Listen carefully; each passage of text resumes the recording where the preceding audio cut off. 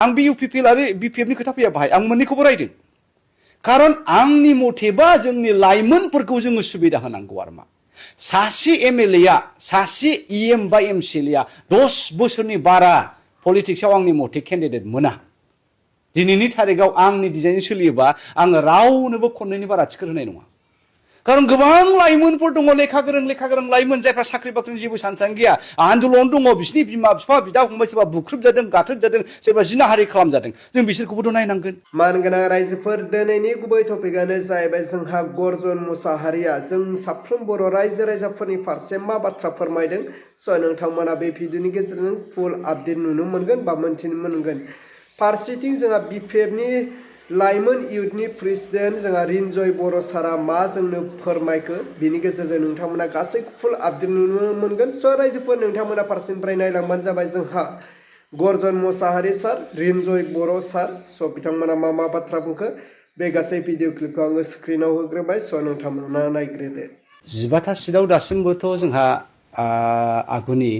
BTC CM प्रमद बर' बिथाङा होनबाय थादों जे 15थायाव जोङो 15थाबो गेलेगोन आरो बोरैबि बख'आव जुदि लाहार फाहारा थिग जायोबा जोङो बख'आवबो होनो बियन्ड BTR बे प्रसेसथायावबो दंबाय थायो जोङो बख'आव डिस्ट्रिक्ट कमिटिखौबो दाना होखाबाय बे हिसाबै 15थाया सियरथार आरो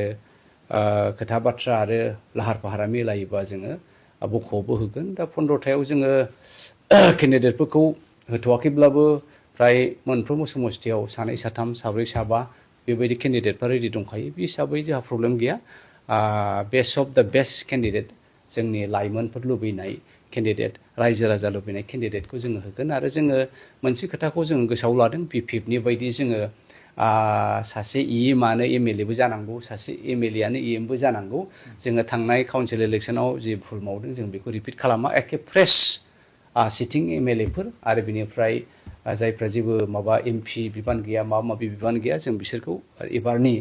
बिधान सभायाव केन्डिडेट हिसाबै फाथिनो नाजादों बियो नर्मेलि पलिटिक्सआव जायो मोनफ्रोमबो पार्टियाव मोननै रोखोमनि मानसि थायो मोनसेया जाहैबाय हार्डक'र पार्टी सेन्टिमेन्ट पार्टी आइडिय'ल'जि पार्टी सानस्रिजों सोलिग्रा दा बिथांमोनहा दुरबल जायाखै आरो मोनसे ग्रुपआ जाहैबाय गभर्नमेन्टखौ नायनानै फैग्रा बे आसे फासे थाफाग्रा दा बिथांमोनहा गभर्नमेन्ट गैयिखाय दा मा मोनबावगोन मा मोनबावा बे 5 बोसोराव जोङो राननानै थासिगोन नामा बेफोरखौ साननानै बिथांमोनहा सिन्था खालामदों खिन्थु मोनसे खोथाया बेनो आङो बिथांमोनखौ बुंनो सानदों पलिटिक्सआव फैयोब्ला गावबागाव चइस थायो आरो बे चइसआ जुदि बिथांमोननिबा बिथांमोना कमिटमेन्टखौबो होनांगोन खारन गणतन्त्र गभर्नमेन्टआव भारत बायदि गणतान्त्रिक कान्ट्रियाव रावबो पार्मानेन्ट नङा नोङो आमेरिकानि खोथाखौनो होनो दिनै डनाल्ड ट्राम्पआ जिबायदि हाइ स्पिरिट एखे आपफ्रन्ट बयजोंबो मोजां मोनजानाय एपस्टिन फाइल फैनाय लोगो लोगो खनसेनो लोहो लोरबां दिनै एनि टाइम बिथाङा बाग्रायजानोबो हागौ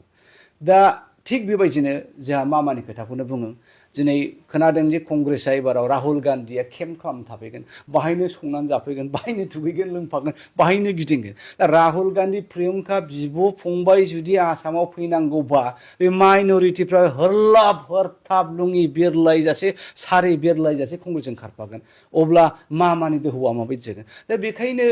मामायानो जाथों सोरबा हाग्रामायानो जाथों गणतान्त्रिक गभर्नमेन्टआव रावबो पार्मानेन्ट नङा दा बेखायनो आं UPPLनि सोरबाया लोरबां जादोंबा बेखौ सानजानो लुबैदों जे गाबोन समफोर UPPLआ फैफिनगोन 100% गेरेन्टि गाबोन समफोर हाग्रामाया बेलथायफिनगोन 100% गेरेन्टि दा बेखायनो नैबेफोरबायदि सानस्रिखौ लानानै गोग्गो सानस्रिखौ लानानै जुदि थायोबा जोङो UPPLआवनो जा BPFआवनो जा जोङो मेंनाय नङा गावबागाव पार्टी गावबागाव कनसेप्ट गावबागाव पार्टी गावबागाव आइडिय'लजि आरो फिल'सफिखौ जोङो दोननानै आवगायबाय थादों दा बियो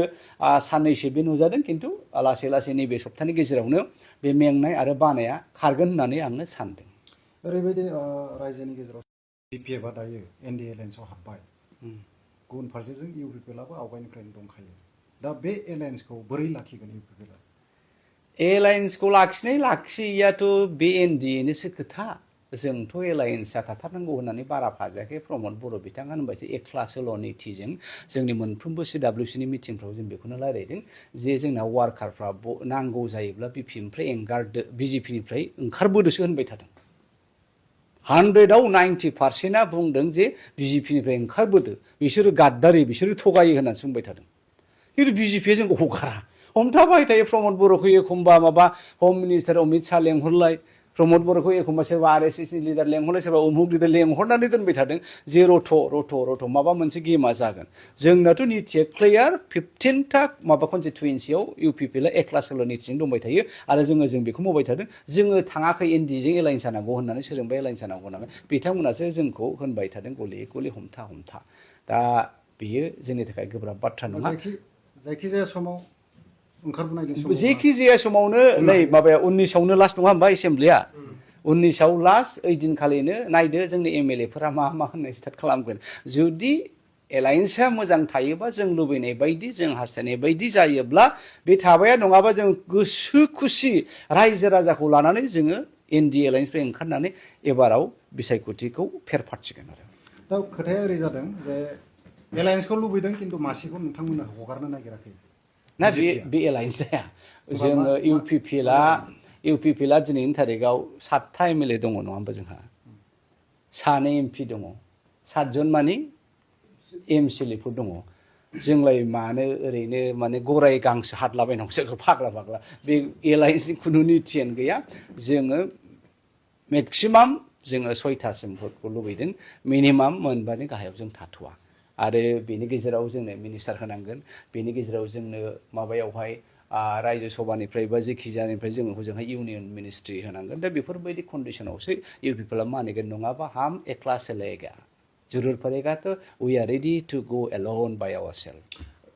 सिंनि खोथायाव ओरैबायदिबो ओंखारगासिनो दङ सरसा जागासिनो दङ UPPLआ इन्डियाजों माने राहुल गान्धीजों माखासे सर्त खोथा सावरायगासिनो दं ना बेयो नांगौ जायोब्ला हाग्रामा बिथाङानो होनो आमी BTCर आঞ্চলিক दल है जी सरकार हबो थारलागरना आमी थाकिबो दा बावहाय जोंनि थाखाय BJPआ साबसिन कंग्रेसआ साबसिन बिदि नङा जाया गभर्नमेन्ट फैयो जों बेजोंनो बुजा बुजि जानानै मदद होनानै जोङो किं मेकार जागोन इट कुड बी एनिबडी कंग्रेसबो जानो हागौ इन्डियाबो जानो हागौ NDबो जानो हागौ जायहा जोंजों सुबिदा बायदि जायो जों बेजों थागोन 100% क्लियार दायो ओरैबायदि नुगासिनो दङ बियो सिट जानायनि उनाव बा 100 जौखोन्दो बिथांमोना देरहानायनि उनाव BPFखौ खोब सापर्ट होनायखौ नुनो मोनो रायजो आं दहाय होनखादोंना मोननै रोखोमनि रायजो राजा थायो माखासे रायजो राजाफ्रा एखेबारे फागुन बारनि जिगाब उरायद्लाबायनायफोरनि उरायफायो जायजों गभर्नमेन्ट जायो बिजोंनो खारफायो थाइसे थाइनै मोनगोन बायदिसिना खामानि मोनगोन बावहाय बे दोहौआ जाफाखायो आरो जायहा खैफोदनि समाव नाव गोबायाव गाखोनानै दैयाव हाबनाय नावनि दैखौ सारग्रा आरो पार्टिखौ बोखांग्रा बिसोरसो अरिजिनेल पार्टि जायो आं होनो BPFआ मा प्रब्लेम दङ 1 नाम्बार BPFनि दानि जे केन्डिडेट लिस्टखौ नोंथांमोना नाय गसाइगाव मृत्युन्जय सोर सिटिं EM उदालगुरियाव रिहन दैमारि सोर सिटिं EM पर्बजरायाव केन्डिडेटआ सोर मुनमुन ब्रह्म सोर सिटिं EM दा बेनो BPFनि निथिया आं सिगाङावबो रायबाय थाखाजों जे नोंथांमोना BLT महरै आन्दोलन खालामबोबाय डिभाइड आसाम 50-50 होनबोबाय हाजार जोंनि लाइमोनफ्रा जिउ गारनांबाय EM जानायाल' EM जाबाय थानो मोनगोन नामा EM जानायानो MLA जानो मोनगोन नामा MLA जानायाल' MLA जाबाय थानो मोनो नामा MP जानायानो MP जानो थांबाय आं बे UPPL आरो BPFनि खोथा फैया बाहाय आं मोननैखौबो रायदों खारन आंनि मथेबा जोंनि लाइमोनफोरखौ जोङो सुबिदा होनांगौ आरो मा सासे MLAआ सासे EM बा MCLAआ 10 बोसोरनि बारा पलिटिक्सआव आंनि मथे केन्डिडेट मोना दिनैनि थारिखआव आंनि डिजाइन सोलियोबा आङो रावनोबो खननैनि बारा टिकेट होनाय नङा खारन गोबां लाइमोनफोर दङ लेखा गोरों लाइमोन जायफ्रा साख्रि बाख्रिनि जेबो सानसां गैया आन्दोलन दङ बिसिनि बिमा बिफा बिदा फंबाय सोरबा बुख्रुबजादों गाथ्रोबजादों सोरबा जिनाहारि खालामजादों जों बिसोरखौबोथ' नायनांगोन दा माबा मुनमुन ब्रह्म बिथाङा पर्बजरानि माबानिफ्राय फैनाय EM बेनो MLAखौ नांबावगौ MLA मोनखांनायनि उनाव आंनो MP नांगौ आरे बाबा नों आब' प्रमिलाखौनो नायदो नोङो आं गेलेलाहाय आं बुरिबायहाय नै बोथोर जानाय लोगो लोगो फिर ज' जाफिनबाय अरे बाप रे बाप तुम क्या मिला क्या नहीं मिला सब कुछ मिला है प्रमिला रानी बाइदो फिर भी बाप रे बाप पलिटिकल का संख्रि सरकारनि संख्रिखौ जाथारनांबावगौहाय लास होलाबावनांगौहाय होननानै नाजाबाय बेबायदि जायो नामा नोङो आन्दोलनकारि ग्रुपनिफ्राय उत्पन्न जानाय पार्टिफ्रा बेबायदि मालाबाबो जाया नाय एबाराव दाखालि जे 6टा जनगोष्ठीनि एगेन्स्टै जेबायदि जेन जेड ग्रुप फैदों बे जेन जेड लाइमोन यां ग्रुपफ्रा पार्टिखौ नायनाय नङा केन्डिडेटखौ नायगोन जायहा बिधान सभायाव एसेम्ब्लियाव थांनानै जाथिनि थाखाय हब्रानो हागोन खैफोदाव गसंगोन मैया दाखालि खैफोदाव सोर गसङा सोरबा इउटिउबार सोरबा हाउस वाइफ बिथांमोनासो ज्राव ज्राव बुंदों ज्राव ज्राव दोहौ लाबोदों दा बेखौ नायोब्ला एबारनि बिधान सभायाव पार्टिखौ नायनाय नङा